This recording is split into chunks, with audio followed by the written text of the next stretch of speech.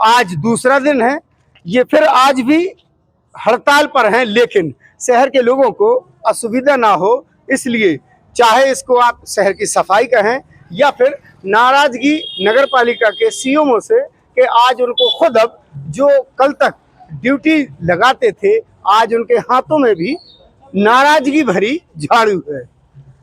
क्या कुछ हम बताइए, क्या कारण क्या है कि आज आप लोगों को सड़कों पर उतरना पड़ा? आज हम लोगों ने नगर पालिका कर्मचारियों ने सोचा कि आज हम लोग अपने स्वयं के व्यय से श्रमदान करेंगे, क्योंकि हनुमान जन्म उत्सव है और परसों के दिन अम्बेडकर जयंती है।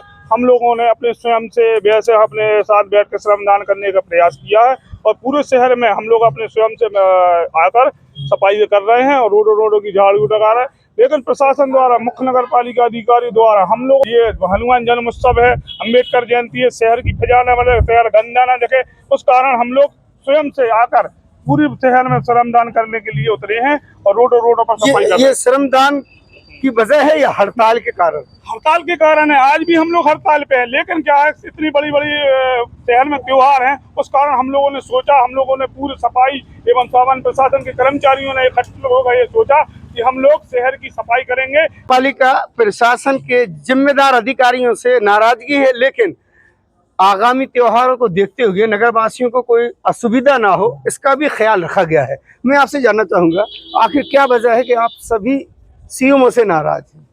ये कुछ मांगों को लेकर उनकी और तानाशाही कार्य प्रणाली जो नगर पालिका कर्मचारियों के साथ उनके द्वारा दुर्व्यवहार किया जाता है, ये दिन ब दिन बढ़ता जा रहा है।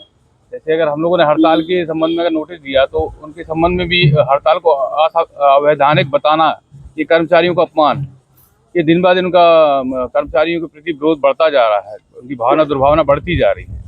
और आज हम लोग सब कर्मचारियों द्वारा श्री हनुमान जी के जन्मोत्सव के कार्यक्रम में श्रमदान कर रहे हैं स्वयं के व्यय पर। बड़ी मुश्किल में उनके द्वारा वाहन प्रदान किया गया। तब हम जो कर्मचारी अपने हक और अधिकार के लिए टम्पाल पर बैठ गए हैं, तो ईश्वर से और हनुमान जी से भी ये कृपा है तो उनको सद्बुद्धि दे और हमारे कर्मचारियों की मांगे पूर्ण कर ले, क्योंकि वो कर्मचारियों की जो मांगे हैं शासन स्तर की नहीं है, वो हमारी मांगे लोकल की हैं और सीएमओ स्तर की है। मांगे वो कर सकते हैं, परंतु कौन सी जिद है कर्मचारियों के प्रति उनके लिए, ये हम लोगों को समझ में नहीं आ रहा। कर्मचारियों को कहना है कि सीएमओ जिद पर अड़े हैं। अब ये तो सीएमओ से मिलने के बाद ही सच सामने आएगा कि आखिर जिद पर कर्मचारी हैं या नपा सीएमओ। विशेष मांगे हैं। एक तो यह है कि जो 92 नंबर का प्रस्ताव है जिसमें ये कहा गया है कि जो लोग लगे हुए हैं उनको निकालने की, तो ऐसी कोई बात नहीं है। उसमें पीआईसी का एक प्रस्ताव अध्यक्ष जी ने पीआईसी की स्वीकृति में दे दिया है कि उनको किसी को भी नौकरी से नहीं निकाला जाएगा, जो मैं आपको दे सकता हूँ। दूसरा उनका है कि समय से सैलरी, तो मेरे आने के बाद में यदि ऐसा है कि समय से सैलरी नहीं हो रही तो उसके लिए जिम्मेदार है कि राजस्व विभाग अपनी आय बढ़ाए। कई लोगों पे करोड़ों रुपया बकाया, उनसे कहा है कि टाइम पे बिल जारी करें, डिमांड नोट जारी करें। नागरिक भरने को तैयार है, लेकिन बिल और डिमांड नोट राजस्व विभाग जारी नहीं करता है, क्योंकि एआरआई जो हैं, जो प्रभारी एआरआई हैं, उन लोगों ने डिमांड नोट भी जारी नहीं किए, बिल भी जारी नहीं किए। अदरवाइज़ नागरिकों से पैसा आ जाएगा तो सैलरी अपने आप हो जाएगी। और रही बात ये कि हम एनपीएस जीपीएस की, तो एनपीएस जीपीएस मैं आया हूँ तब से हर मंथ एनपीएस जीपीएस रेगुलर दिया जा रहा है। इसके पहले का 36 महीने का बकाया है मेरे पूर्व का, मेरे आने के बाद में रेगुलर एनपीएस जीपीएस मिल रहा है सभी को।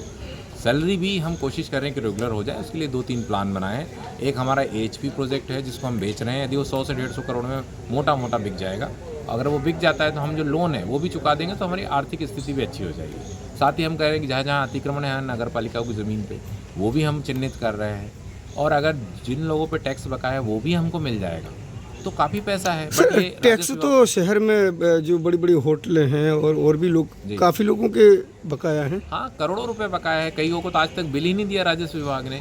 तो भाई नागरिकों को इससे बड़ी समस्या होती है, यदि आप समय से बिल देंगे तो वो दे पाएंगे।